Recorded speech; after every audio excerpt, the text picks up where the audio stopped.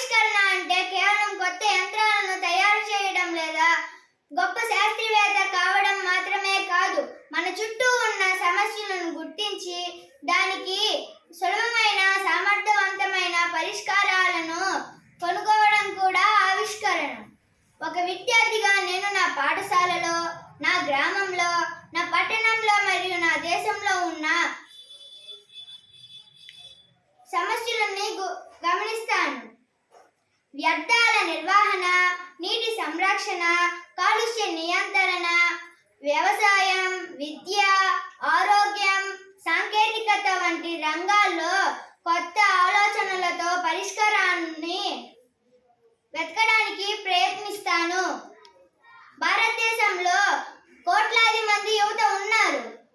ప్రతి యువకుడు ప్రశ్నించడం, ఆలోచించడం, ప్రయోగించడం, సృష్టించడం నేర్చుకుంటే మన సమస్యలే మన అభివృద్ధికి అవకాశాలుగా మారుతాయి.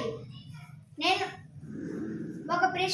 ఒక సమస్యను ఇది ఎవరు పరిష్కరిస్తారు అని ప్రశ్నించకుండా దీనికి పరిష్కారం కనుగొనే వ్యక్తిని నేనే ఎందుకు కాకూడదు అని ఆలోచించాలి.